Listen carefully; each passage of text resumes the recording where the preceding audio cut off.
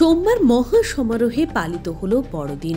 বড়দিনের সকাল থেকে দুপুর পর্যন্ত কলকাতার পাশাপাশি পূর্ব মেদিনীপুর জেলার সৈকত নগরীর দীঘার অদূরে রামনগর ১ নম্বর ব্লকের গোবরা গ্রাম পঞ্চায়েতের ১১৬B জাতীয় সড়কের পাশে ফতেপুর পল্লী ভারতী চার্চে ছিল চোখে পড়ার মতো ভিড়। এদিন শুধু খ্রিস্ট ধর্মের মানুষের নয়, অন্যান্য ধর্মের মানুষজনেরাও গির্জায় গিয়ে প্রার্থনা করেন।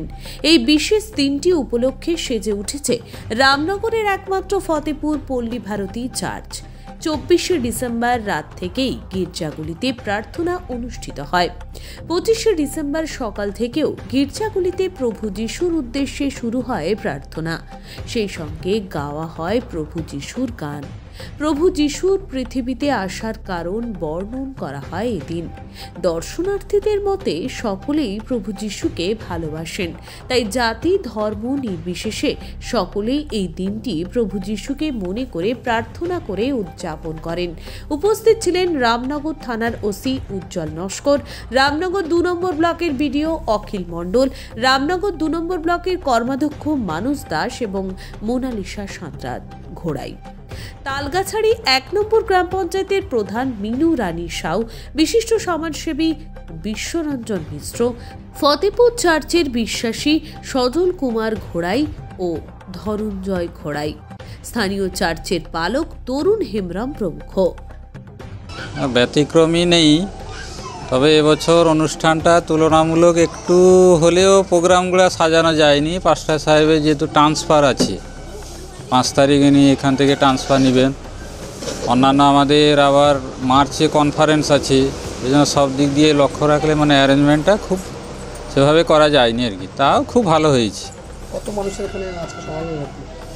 আজকে ৩০০-৪০০। কি বার্তা দেবেন আগামী দিনে? আগামী দিনে বার্তা দিব যাতে সকলে প্রভু যিশুতে বিশ্বাস করে আমাদের চার্চে আসতে পারে এবং বিশ্বাসী যাতে বাড়তে পারে, এই বার্তা দিব। এবং শুভ নববর্ষের আগাম প্রীতি শুভেচ্ছা, বড়দিনেরও শুভেচ্ছা সকলকে জ্ঞাপন করব। আপনার নাম? সজল কুমার ঘোড়াই। ডেজিগনেশন? আমি হেড টিচার, সানপালদুই প্রাইমারি স্কুল এবং চার্চের অন্যতম বিশ্বাসী।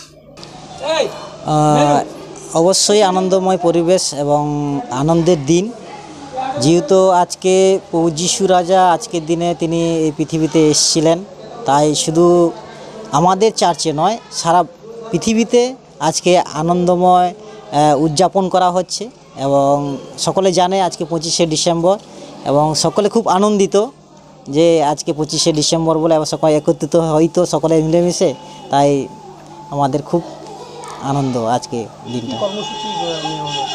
কর্মসূচি বলতে আমাদের হালকার উপরে কর্মসূচি ছিল আজকে, তেমন কিছু এই মাসে এই বছরটা তেমন কিছু ছিল না।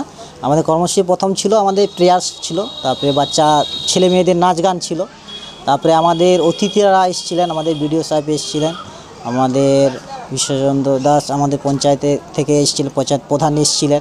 তো এনারা এসেছিলেন, এনারা আমাদের সহায়তা করেছেন ২৫শে ডিসেম্বরে এবং ওদেরকে ধন্যবাদ দিই যে ওনারা আমাদের ২৫শে ডিসেম্বরে অংশগ্রহণ করেছেন এবং যে আনন্দ ছিল এটা আরও দ্বিগুণ হয়ে গেছে তো ওনাদের আশাতে। তো এবং এখন আমাদের শেষ হয়ে গেছে তো অনুষ্ঠান প্রোগ্রাম, তো এখন আমাদের খাওয়া দাওয়ার কর্মসূচি চলছে। এই হচ্ছে বিগত কয়েক বছর আমাদের গোবরা অঞ্চলের বর্ডারে পদিমা ২ নম্বর পঞ্চায়েতের মিলনস্থল এবং গোবরা গ্রাম পঞ্চায়েতের সীমানায় চার্চটি গড়ে উঠেছে। বেশ কয়েক বছর এই অনুষ্ঠানের দিন ওনারা আমন্ত্রণ জানান। বিগত দিনেও এসে উপস্থিত হয়েছি, এনাদের সঙ্গে থেকে আনন্দ উপভোগ করেছি। এবারেও তারা আমন্ত্রণ জানিয়েছিলেন, সজলবাবু থেকে আরম্ভ করে তরুণবাবু, কর্মকর্তাগণ তারা আসার জন্য আমন্ত্রণ জানিয়েছিলেন। এসে আমি আনন্দ উপভোগ করেছি। উপস্থিত ছিলেন আমাদের রামনগর ২ নম্বর ব্লক অর্থাৎ ২ নম্বর পঞ্চায়েত সমিতির কর্মাধ্যক্ষ মানস দাস মহোদয় তালগাছড়ি 1 গ্রাম পঞ্চায়েতের প্রধান মিনু রানী সাউ মহোদয়া, এছাড়া উপস্থিত রামনগর 2 নম্বর পঞ্চায়েত সমিতির প্রাক্তন সভানেত্রী, বর্তমান পঞ্চায়েত সমিতির স্বাস্থ্য কর্মাধ্যক্ষা মোনালিসা সাঁতরা ঘড়াই মহোদয়া, আমরা সবাই উপস্থিত ছিলাম। আমি অভিভূত আনন্দিত যে রামনগর বিধানসভায় 17টি অঞ্চল, তার মধ্যে গোবরা অঞ্চলের মধ্যেই একটি চার্চ গড়ে উঠেছে। প্রভু যীশু খ্রিস্টের ধর্ম নিয়ে, প্রভু যীশু খ্রিস্টের জীবনে নিয়ে যারা আলোচনা করেন, প্রার্থনা সভা করেন, খ্রিস্টান ধর্মের মানুষ তাদের ধর্মগ্রন্থ বাইবেল, সেই বাইবেলকে সামনে রেখে এরা তাদের প্রচার অভিযানকে এগিয়ে নিয়ে যান। তাতে উড়িষ্যা থেকে আরম্ভ করে, পশ্চিম মেদিনীপুর থেকে আরম্ভ করে বহু খ্রিস্টান ধর্মের মানুষ এই 25শে ডিসেম্বরের দিন আসেন আনন্দ উপভোগ করতে। তাই এদের সঙ্গে মিলিত হয়ে শুধু এই বার্তা দিতে চাই রামনগর বিধানসভার মানুষের কাছে, পশ্চিমবাংলার মানুষের কাছে যদি বার্তা ছড়িয়ে পড়ে, একজন সাধারণ মানুষদের বার্তা দেব প্রভু যীশু খ্রিস্টের জীবনীকে অনুসরণ করার জন্য। প্রভু যীশু খ্রিস্ট মানুষ রূপে জন্মগ্রহণ করেছিলেন ঠিকই, কিন্তু তার যে চিন্তাভাবনা, যারা তাকে ক্রুশবিদ্ধ করছে তা সত্ত্বেও তিনি বলছেন তাদেরকে ক্ষমা করো, ওদের কোনো দোষ নেই।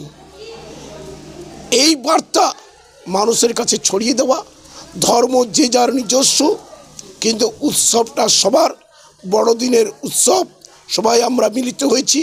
আমি চাইব, আমি একজন হিন্দু, সনাতন ধর্মে বিশ্বাসী, আমাদের ধর্মগ্রন্থ গীতাকে সামনে রেখে আমরা যেরকম হাঁটি, মুসলিম মানুষেরা তারা কোরআন ধর্মে বিশ্বাসী, মুসলিম ধর্মাবলম্বী, তাদের ধর্মগ্রন্থ কোরআন। তাই ধর্মকে নিয়ে যেন প্রত্যেক মানুষের কাছে অনুরোধ করব, ধর্মকে নিয়ে যেন রাজনীতি কেউ না করে, ধর্ম সবাই আমরা একই জায়গায় একই অনুষ্ঠানে মিলিত হব।